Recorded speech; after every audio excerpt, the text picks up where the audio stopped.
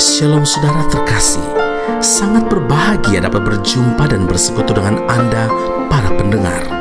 Yesaya 54 ayat 10, sebab biarpun gunung-gunung beranjak dan bukit-bukit bergoyang, tetapi kasih setiaku tidak akan beranjak daripadamu dan perjanjian damaiku tidak akan bergoyang, firman Tuhan yang mengasihani engkau. Saudara yang terkasih, dalam situasi terjepit, dalam situasi yang sulit dan diterpa berbagai permasalahan hidup, kebanyakan orang menjalani hari-harinya dengan tidak bersemangat lagi, penuh dengan kemurungan, takut, cemas, dan khawatir. Damai sejahtera di hati pun terbang melayang entah kemana.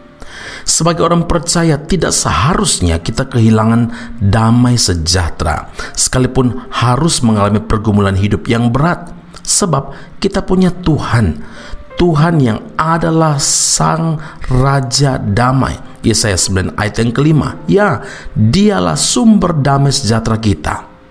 Damai sejahtera yang sejati tidak kita dapatkan dari dunia ini, tidak kita dapatkan dari materi dan kekayaan dan harta dan kedudukan dan apapun dalam dunia ini, tetapi hanya didapatkan oleh mereka yang telah dipulihkan hubungannya dengan Bapa melalui kelahiran baru di dalam Kristus.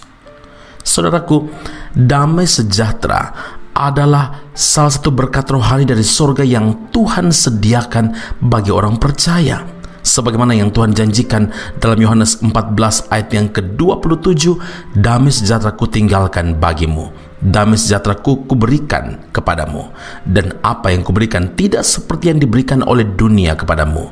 Janganlah gelisah dan gentar hatimu. Saudara, karena itu, bila seseorang ingin punya damai sejahtera, dia tidak perlu mencarinya dengan berkelana sampai ke ujung dunia. Cukup datang kepada Kristus dan terima Tuhan Yesus dalam hatinya, maka damai sejahtera itu akan Tuhan anugerahkan. Damai sejahtera yang sejati itu pemberian dari Tuhan. Mazmur 29 ayat 11, Tuhan kiranya memberikan kekuatan kepada umat-Nya.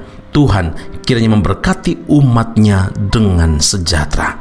Jadi, bukanlah hal yang mustahil bagi orang percaya untuk mengalami damai sejahtera sekalipun berada di tengah-tengah dunia yang bergelora ini.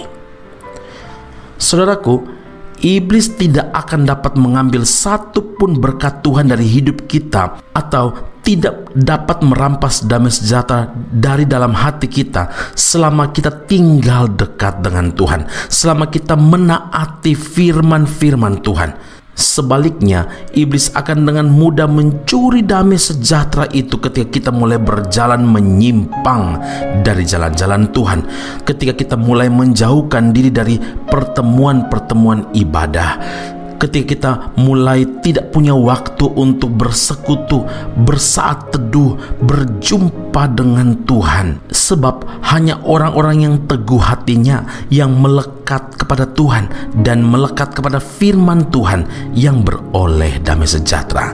Yesaya 26 ayat yang ketiga, firman Tuhan berkata, yang hatinya teguh kau jagai dengan damai sejahtera, sebab kepadamulah ia percaya. Amin. Mari kita berdoa. Bapa di surga, terima kasih Tuhan Yesus untuk firman Allah saat ini. Berkat bagi orang percaya adalah damai sejahtera. Engkau menganugerahkan damai sejahtera kepada setiap kami yang membuka hati kami dan terima Tuhan Yesus sebagai Tuhan dan Juru Selamat secara pribadi.